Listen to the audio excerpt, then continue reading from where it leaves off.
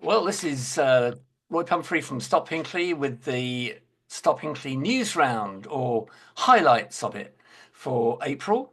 So this is just, which I think are well, in my humble opinion, the best bits from the current news round.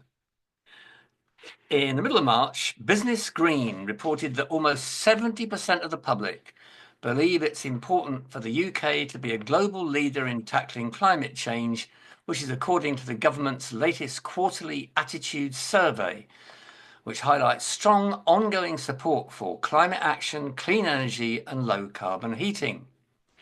However, the Attitudes Tracker survey, which took in the views of over 3,200 adults late last year, shows that while 69% believe it's important for the UK to lead the world on climate action, only 38% think it currently does so.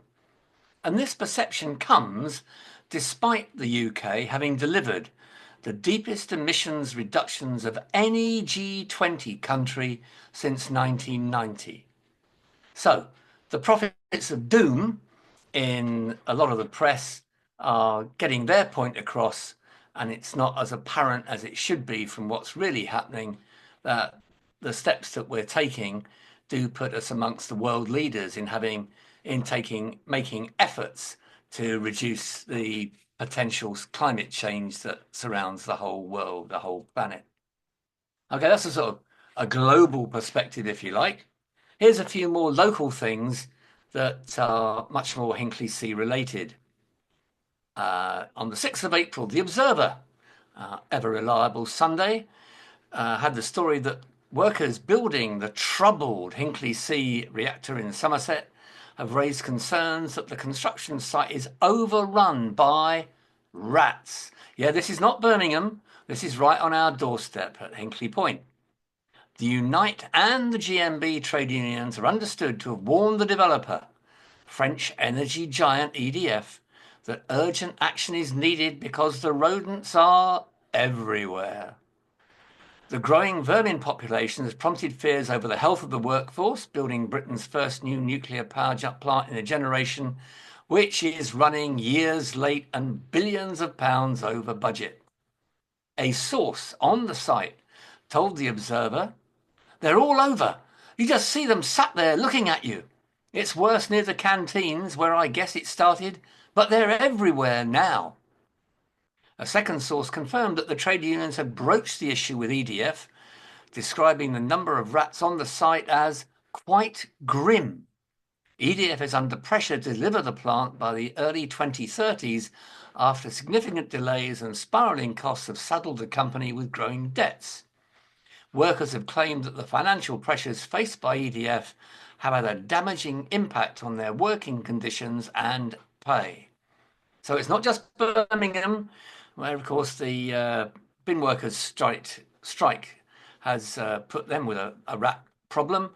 It's here. And, of course, it's worrying around the canteens where there's a health worry for people. But it's also the fact that rodents like rats and mice, for some reason, are really keen on electric cabling. And what has HPC got in abundance? Miles and miles of electric cabling. And of course, because none of it's switched on, the rats can nibble away at that without actually getting electrocuted, which normally puts a stop to the nibbling. Okay, moving on. Another unsurprising problem at Hinkley C, as revealed in The Guardian of the 7th of April.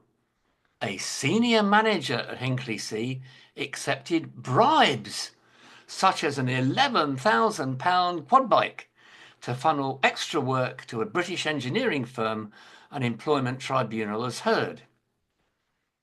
Ashley Daniels, that's the guy, was investigated by Hinkley's owner, EDF, after he was given gifts such as £2,000 hospitality tickets for a boxing match and a refill for his Mont Blanc fountain pen, the tribunal in Bristol heard.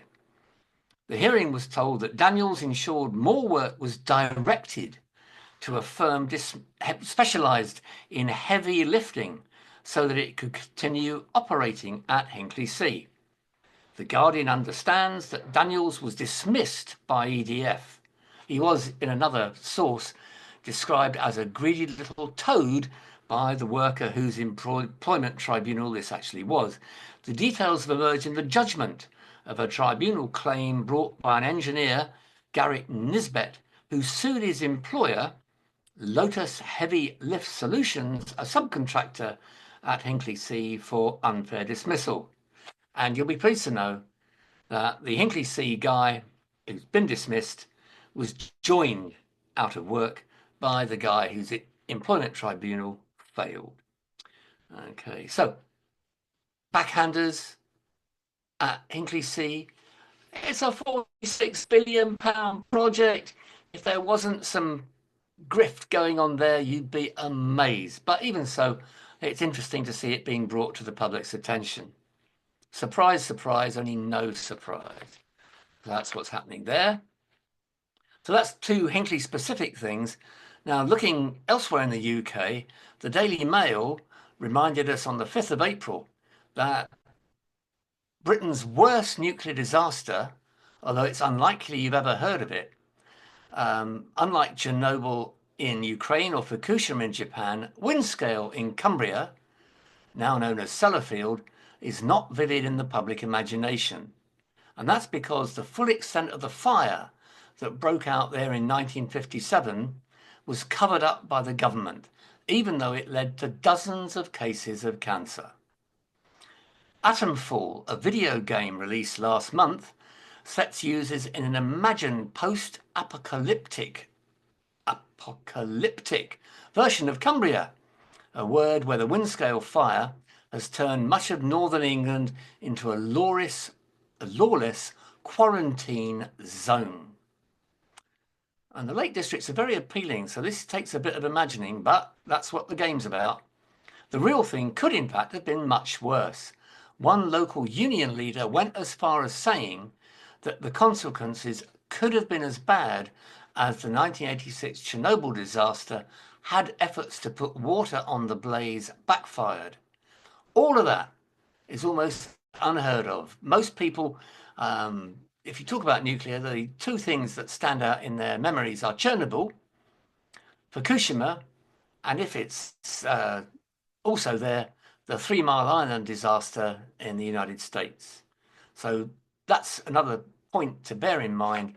If we get anything like the rolling news coverage and social media we have now, Windscale would have been much more known about and much more of a concern.